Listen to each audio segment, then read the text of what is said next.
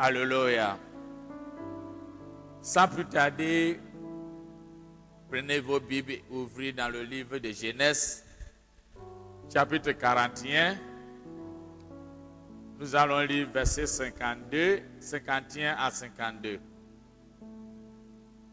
Genèse, chapitre 41, versets 51 à 52.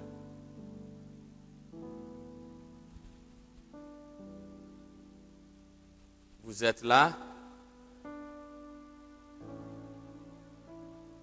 La parole de Dieu dit ceci. Joseph donna au premier-né le nom de Manassé. Car, dit-il, Dieu m'a fait oublier toutes mes peines et toute la maison de mon père.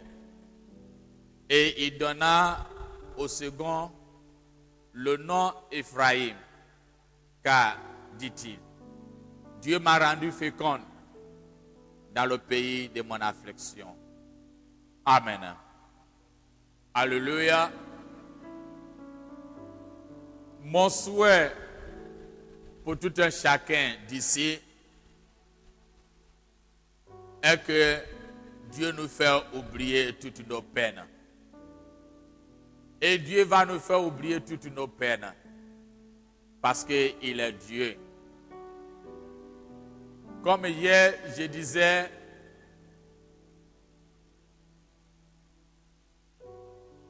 l'ennemi sème les troubles avec le découragement. On priait aujourd'hui et j'ai demandé la grâce du Seigneur. Quel message encore face à ce que tu nous as dit, demandez et vous recevrez. Demandez tout et vous recevrez. Mais quel message tu as pour nous en fonction de ce que nous devons demander et que tu nous accorderas. C'est ainsi que Dieu m'a donné un sujet et que vous connaissez très bien. Mais ensemble, nous allons réfléchir et comprendre et ajouter ce que vous connaissez déjà. C'est très important.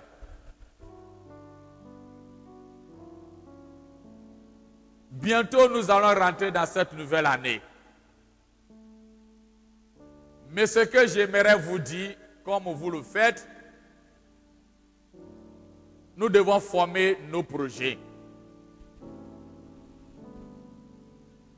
Ou quel est ton destin et le projet que tu as devant toi? Beaucoup tendinent dans leurs projets. Ils ne savaient pas quoi demander. Aujourd'hui, ils sautent sur ceci, demain sur autre chose. Mais face à notre projet, il y a une décision cruciale que tu dois prendre qui permettra d'arriver au bon bout de ton projet. C'est pourquoi j'ai intitulé ce message « Notre destin face à une décision cruciale ». Notre destin face à une décision cruciale. Le destin peut être ta vision, ou bien ton projet, ou bien un planning que tu as déjà mis en place et que tu veux le mettre en place. Une personne qui n'est pas un projet est comme un bateau qui est sur la mer sans gouvernail. Il peut être ballotté à n'importe quel moment et tantôt le vent le prend pour aller à droite, tantôt le vent le prend pour aller à gauche.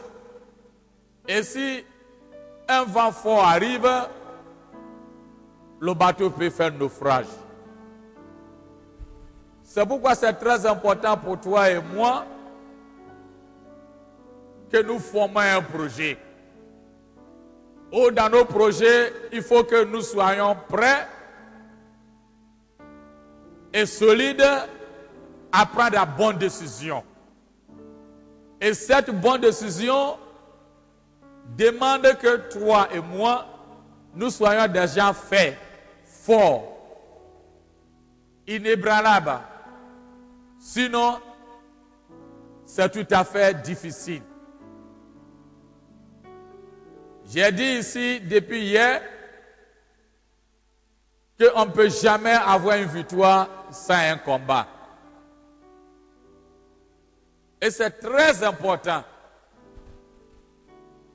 Et quand Joseph disait ici, Dieu m'a fait oublier toutes mes peines de la maison de mon père, il a tout résumé. Et je crois que Dieu va te faire oublier de la peine de la maison de ton père. Peut-être ce n'est pas la peine de la maison de ton père, mais c'est un problème particulier. C'est une situation horrible. Pour d'autres, ça peut être comme la famille. Histoire de Joseph, j'aimerais que nous réfléchissions un peu ensemble de son biographie. Joseph était né, comme vous tous vous le savez, dans une famille polygame. Son père avait deux femmes, Léa et Rachel. À un moment donné, Rachel ne faisait pas enfant. Alors c'était compliqué. Il y a eu une rivalité. Donc Rachel, en croyant satisfaire son besoin, a voulu donner sa servante. Mais croyez-moi, Jacob n'a pas travaillé pour épouser sa servante. Jacob a travaillé pour épouser Rachel ou Léa. Mais le destin est tourné autrement, que Rachel pensait que en donnant la servante à son mari, peut satisfaire son désir. J'aimerais que nous faisions attention. Face à une certaine situation, on peut prendre certaines décisions qui sont horribles. Certaines décisions qui n'est pas la volonté de Dieu. Mais souvent, nous voudrons faire plaire ou soit satisfaire notre propre curiosité. Ce qui est très important pour nous tous. Quand nous prenons des décisions, nous devons demander à Dieu la décision que nous sommes en train de prendre. Est-ce que c'est une décision non seulement qui va lui plaire, mais qui permettra, moi aussi, à arriver au bon port de mon projet ou de ma vision. Histoire de Joseph, quand nous voyons dans Genèse, à partir du chapitre 30 à 50, nous fait comprendre un moment où Rachel aussi avait des problèmes. Il voyait le fils aîné, Ruben, qui venait du champ avec certains fruits. Et il a demandé l'aîné de son repas de lui donner. Mais par la curiosité, Léa disait, tu as arraché mon mari. Mais encore, tu veux prendre ce fruit-là qui m'appartient. Et Rachel a dit, je préfère que cette nuit-là, tu vas avec mon mari. Parce que c'est mon tour, mais je te le donne et je veux le fruit. Alléluia. La Bible nous dit, la même nuit, lorsque Jacob a connu Léa, Léa était tombée enceinte.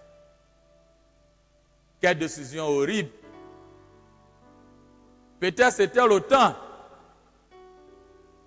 Mais quand j'ai lisé le fruit en question que Rachel a demandé, le théologien dit c'est un fruit aphrodisiaque qui donne la fertilité.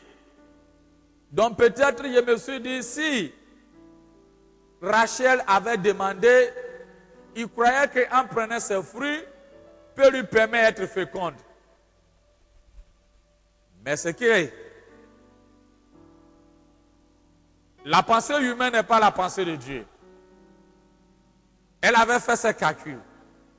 Mais le calcul de Dieu est tout à fait différent. Elle a pris le fruit, mais c'est autre chose qui était arrivé. Au contraire, ce qui devait être sa bénédiction était tourné autrement. Il ne faut jamais substituer ce qui est vrai à contrefaçon. Quand nous servons Dieu et nous vivons avec Dieu, nous devons être objectifs. Nous devons être objectifs et de voir sur quel chemin nous marchons. Et comme je viens de le dire, bientôt nous allons rentrer dans la nouvelle année. Si tu n'as pas fait ton programme, commence à faire ton programme. Et insiste sur ce programme-là durant toute l'année. À ce moment, tu verras si Dieu est fidèle avec toi ou pas. Mais je crois que Dieu est fidèle.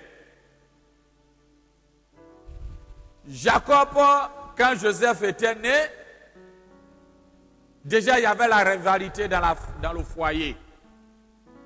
Les deux femmes, plus les servantes, avaient les enfants. Mais dans cette famille complexe que Joseph était né. La Bible nous dit qu'à un moment donné, dans le chapitre 37, Dieu a donné un projet, une vision à Joseph.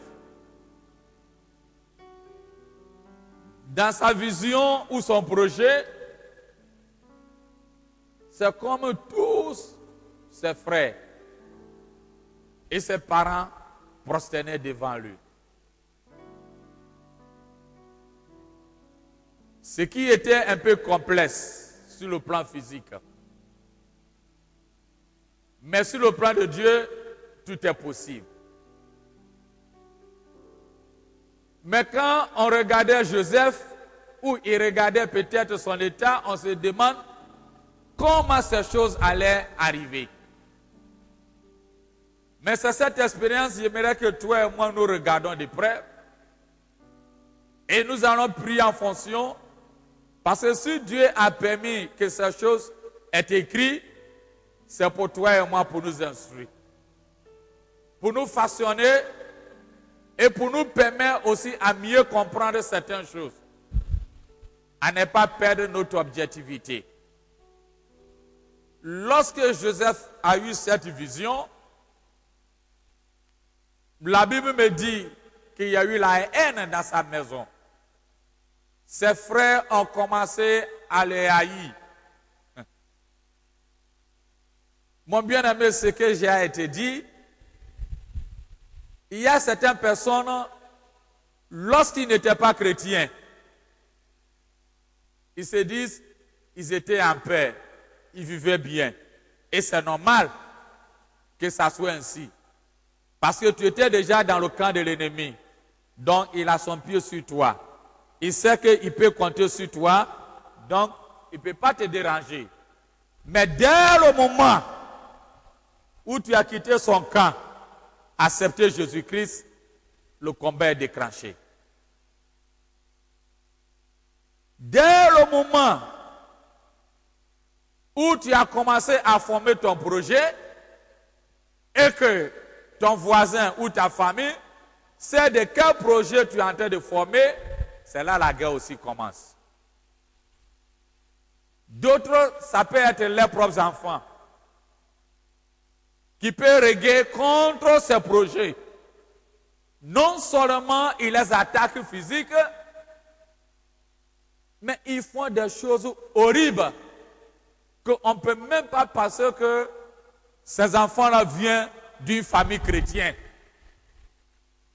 Et si les parents ne restent pas fermes à leur propre objectivité, non seulement ils perdent les enfants, mais ils perdent ce qui est devant eux. Mais quand vous restez ferme à votre objectif, vous allez arriver au bon bout et vous allez sauver ceux à qui l'ennemi est en train de les amener dans la perdition. Donc Joseph, d'un moment où il a eu sa vision, c'est à ce moment où la guerre a déclenché. Mais il vivait dans une famille où déjà il y avait la haine.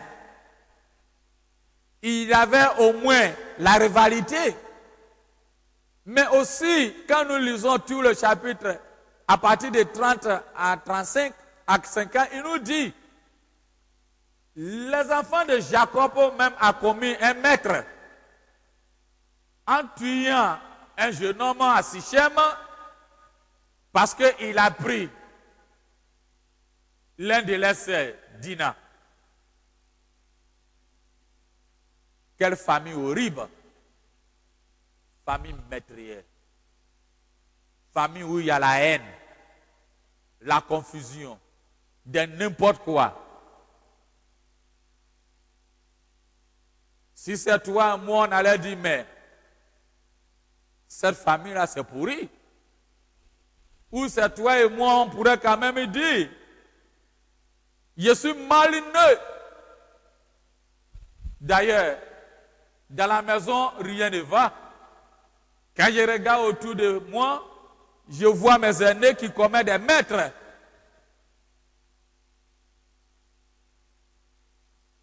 Joseph restait attaché à sa vision. La parole de Dieu nous dit ceci. Un jour, son père lui a envoyé d'aller voir ses frères en pâturage. Quand vous avez un projet, tout ce qui vous arrive, ne prends pas ça à la légère. Toutes ces choses contribuent pour conclure l'objectivité ou bien le destin que Dieu veut que vous atteignez. Donc, ce n'est pas par hasard que Jacob a dit à Joseph, va voir tes frères. Et ce n'est pas par hasard que les frères ont comploté contre Joseph. La parole de Dieu et ma parole me dit ceci. Étant chrétien, toute chose concourt au bien à nous qui aiment Dieu. C'est ce qui est très important. Que tout ce qui arrive sur nos chemins, soyez vigilants. Et ne perdez pas à vos repères. Ne perdez pas à vos repères et ce que vous voudrez faire davantage. Donc Joseph, lorsque ses frères ont lui comploté pour le tuer, l'ennemi peut comploter le mal, mais Dieu peut transformer ce mal en un bien pour toi. L'ennemi a comploté le mal en croyant que arrêter Jésus en le tuant, il lui fait du mal. Mais au contraire, c'était la victoire pour toi et moi. Il y a certaines choses qui nous arrivent dans la vie, toi et moi que nous sommes chrétiens. Ce que Dieu me dit à te dire, il ne faut pas être agité. ni alarmés, mais soyez fermes, calmes, et regardez ton Dieu. Et regardez ton Dieu. L'ennemi travaille de plusieurs manières, mais il n'est pas la solution, nous, le destin de ce que Dieu veut faire pour notre vie.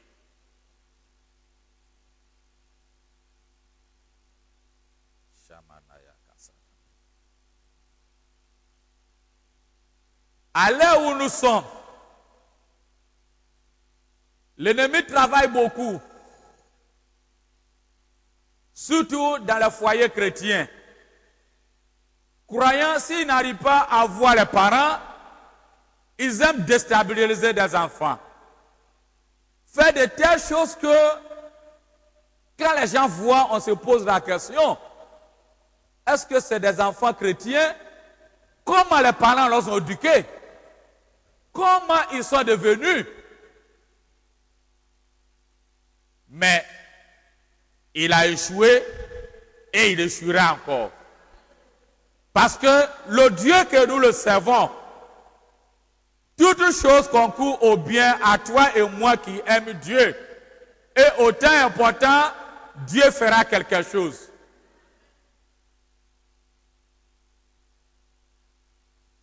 Je ne sais pas pourquoi je parle de toutes ces choses-là. Mais Joseph, lorsque Dieu a appelé son père, il a donné une objectivité, un projet que les grands-pères ont marché, Abraham, que je ferai de vous une nation. Mais quelle nation? Isaac est passé, arrivé autour de Jacob. La haine avec son frère, la rivalité au foyer, le maître passé. Son fils était vendu. Mais quelle bénédiction Dieu a promis de faire de nous une nation. Soyez fermes et vigilants. Dans tous les projets que vous allez former, l'ennemi ne vous laissera jamais tranquille, mais vous allez vaincre. Parce que celui que vous le suivez a déjà vaincu l'ennemi. Lorsque Joseph était vendu, était arrêté, et on l'a jeté dans le puits, quand on se jette dans un puits, qui peut attendre tes cris? Dans un lieu peut-être désertique comme Joseph, c'est compliqué. Personne ne le voit, personne ne peut attendre ses cris. Face à ton destin ou un projet que tu formes, même ton pasteur peut ne pas te comprendre. Même ton frère peut ne pas te comprendre. Tu peux beau expliquer aux gens, tout le monde peut écouter, mais il ne comprendra rien. Tout le monde peut attendre, mais il n'aura pas de solution pour toi. Tu peux être isolé, mais dans cet isolement ne veut pas dire que tout le monde t'a haï. Dans l'isolement ne veut pas dire que tout le monde t'aime pas. Mais ça fait partie du destin que Dieu a formé pour que tu arrives à ton projet. Souvent, nous ne faisons pas attention. Quand certaines choses nous arrivent, on aime focaliser autour de nous. Telle personne n'est pas venue me rendre visite. Telle personne n'est pas fait ceci. Telle personne n'est pas fait cela. Non, ce n'est pas permis à eux, mais c'est à toi seul.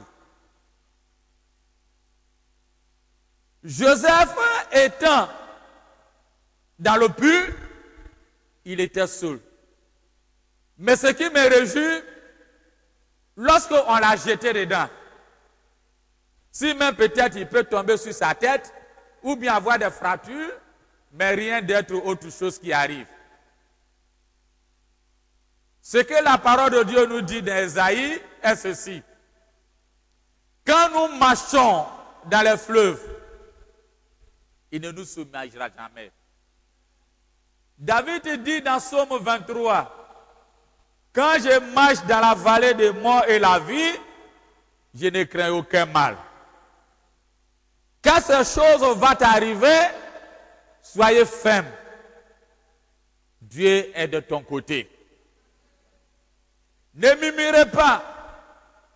Ne prends pas, comme on appelle ton frère ou ta sœur, comme un ennemi. Non. Mais c'est un plan que Dieu a destiné. Pour qu'il te factionne et il te fait quelque chose d'important. Mais beaucoup de personnes, dès qu'ils arrivent à cette étape, c'est à ce moment où ils substituent leur projet et le plan ou le destin que Dieu les a donné en faisant autre chose. Et quand nous changeons la voie, on va toujours continuer à blâmer notre Dieu en croyant que Dieu n'a rien fait pour nous. Mais où Dieu t'attend, Dieu veut te répondre. Est-ce que tu étais arrivé là? Quand Dieu a dit à Abraham, j'aimerais que tu sacrifies ton fils à moi au mont Moria. Si Abraham n'est pas arrivé à le mont Moria, est-ce qu'il allait avoir le bélier? S'il était parti au mont Olivier, est-ce qu'il allait trouver? Dieu a dit, moi je t'attends au mont Moria. C'est très important. Dieu a un lieu pour nous attendre. Donc, ne perds pas les repères. Ne sois pas comme un gouvernail, un bateau qui n'est pas le gouvernail. Que le vent le balance partout. Et finalement, il fait le naufrage. Restez attentifs à ton objectivité, le plan que Dieu vous a donné. Même dans la solitude, sache que Dieu est à côté de toi.